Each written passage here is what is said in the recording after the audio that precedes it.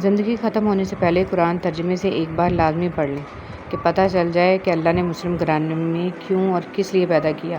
مسلمان گھر میں پیدا ہونا آپ کی نہیں، اللہ کی مرضی ہے۔ بدبخت ہے وہ شخص جس نے اپنی زندگی کو بدلنے کے لیے ہزاروں کتابیں پڑھ لیں لیکن قرآن مجید اس کی الماری پر پڑا گرد آلود ہوتا رہا۔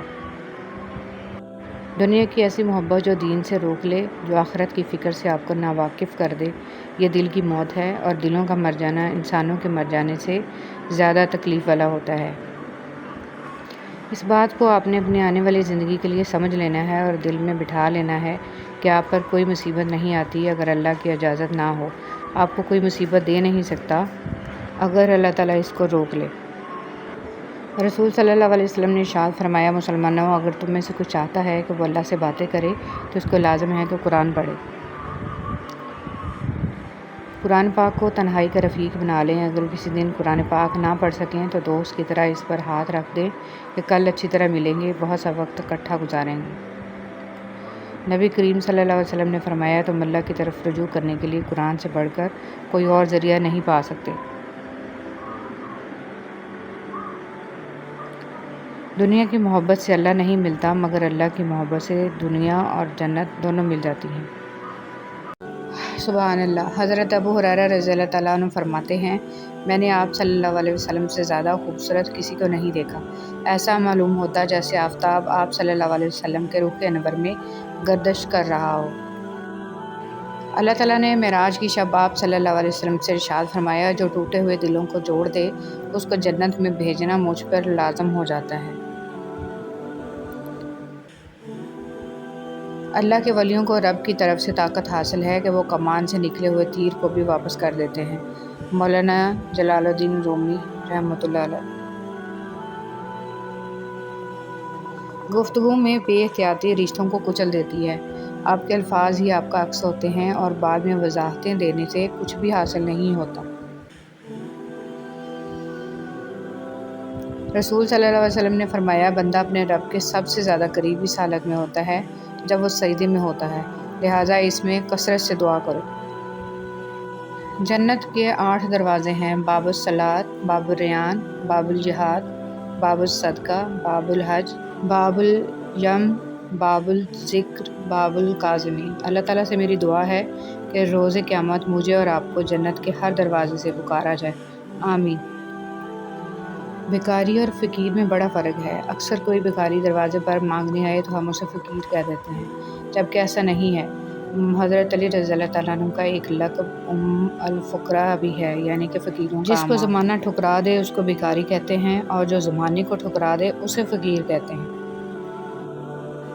حضرت جبرائیل علیہ السلام فرماتے ہیں، میں نے پوری دنیا دیکھی ہے لیکن مجھے پیدا کرنے والے کی قسم میری نگاہوں نے کبھی محمد صلی اللہ علیہ وسلم جیسا حسین و جمیل نہیں دیکھا۔ استاد سے زیادہ سخت ہوتی ہے۔ استاد سبق دے کر امتحان لیتا ہے اور زندگی امتحان لے کر سبق دیتی ہے۔ جب ضمیر ملامت کرنا چھوڑ دے تو سمجھ لو اب انسانیت ختم ہو گئی۔ اگر آپ اچھے ہیں تو آپ لوگوں کو نہیں، لوگ آپ کو کھوتے ہیں۔ دنیا کی تاریخ میں کوئی کسی کے لیے اتنا نہیں رویا جتنا ہمارے نبی حضرت محمد صلی اللہ علیہ وآلہ وسلم اپنی امت کی بخشش کے لیے روئے۔ اگر تم کسی کام میں پہلا قدم نہیں اٹھاؤ گے تو تم کبھی نہیں جان پاؤ گے کہ تم کتنے آگے جا سکتے ہو۔ حقیقت جب دیواروں میں دراڑیں پڑتی ہیں تو دیواریں ٹوٹ جاتی ہیں، اور جب دل میں دراڑیں پڑتی ہیں تو دیواریں بن جاتی ہیں۔ اپنے ارد گرد لوگوں سے ہمیشہ خوش اخلاقی سے بات کریں، نہ جانے جن سے آپ سختی سے مخاطب ہوں وہ زندگی کے کس تکلیف دہ مقام سے گزر رہا ہو۔ میرے حصے میں کتابیں نہ کھلونے آئے، خواہش رزق نے چھینا میرا بچپن مجھ سے۔ اے اللہ مجھے اپنی محبت میں ایسا مکمل کر دے کہ مجھے تیری رضا کے علاوہ کوئی چاہت نہ رہے، آمین یا رب العالمین۔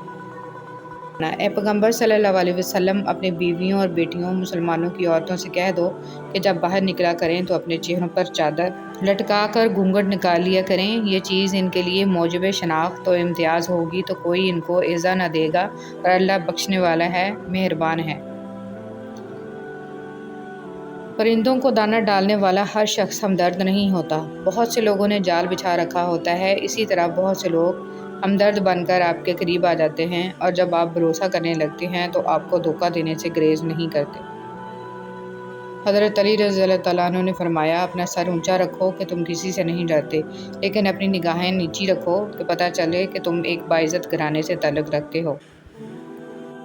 حضرت علی رضی اللہ تعالیٰ عنہ نے فرمایا، جو ذات رات کو درختوں پر بیٹھے پرندوں کو نیند میں گرنے نہیں دیتی، وہ ذات انسان کو کیسے بے یار و مددگار چھوڑ سکتی ہے۔ مشکل دستک دے تو خوفزدہ نہ ہوں، آگے بڑھ کر دروازہ کھول دیں، کیونکہ کامیابی ہمیشہ مشکل کا بیس بدل کر آتی ہے۔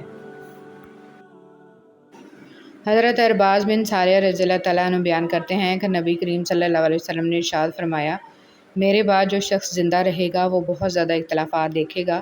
تم پر لازم ہے کہ میری سنت اختیار کرو اور ہدایت یافتہ خلفائے راشدین کی سنت اختیار کرو اور اسے مضبوطی سے تھامے رکھو۔ رسول صلی اللہ علیہ وسلم نے ارشاد فرمایا، بے شک آدمی گناہوں کی وجہ سے رزق سے محروم کر دیا جاتا ہے۔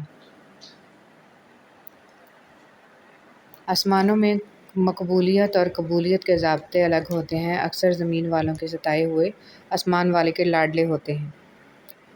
اللہ بہتر کرے گا، یہ وہ الفاظ ہیں جن سے انسان کی آدھی پریشانی ختم ہو جاتی ہے۔ اللہ سے ڈرتے رہو جس کی صفات یہ ہیں کہ اگر تم بات کرو تو سنتا ہے، اگر دل میں رکھو تو وہ جانتا ہے۔ حضرت علی رضی اللہ تعالیٰ عنہ۔ حضرت علی رضی اللہ تعالیٰ عنہ نے ارشاد فرمایا، جو شخص تم پر غصہ کرے مگر پھر بھی تعلق ختم نہ کرے، وہ برے وقت میں تمہارا سچا ساتھی ہے۔